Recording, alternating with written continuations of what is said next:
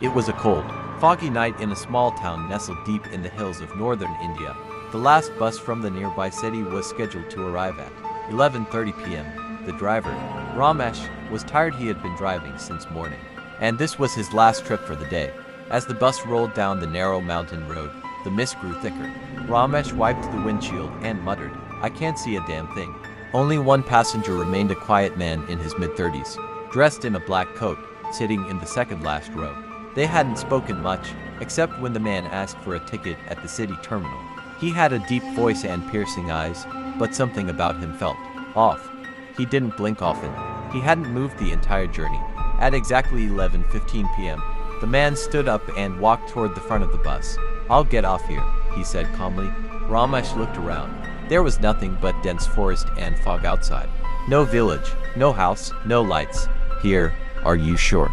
"There's nothing around for miles," Ramesh asked. "Yes," the man said, staring directly into his eyes. "This is my stop." Uneasy but too tired to argue, Ramesh pulled over. The man stepped off, vanishing into the mist. As the bus drove away, Ramesh glanced in the rearview mirror. The man was gone, just disappeared into thin air. He shivered and turned the heater up.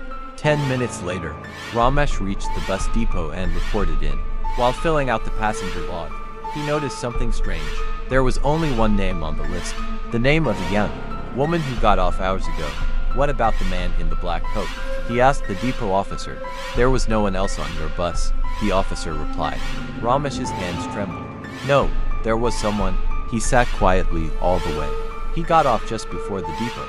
The officer checked CCTV footage from the highway toll booth. Only Ramesh was visible. The bus looked empty. Shaken, Ramesh drove home that night and tried to forget what had happened. But the story doesn't end there. The next night, Ramesh received a call from the bus company.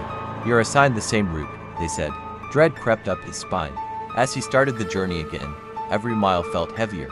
And then, just before the same stretch of road, exactly at 11:15 p.m., someone rang the bell. Ramesh looked in the mirror. There he was, the man in the black coat. Same seat, same cold stare. He didn't remember getting on. He never did.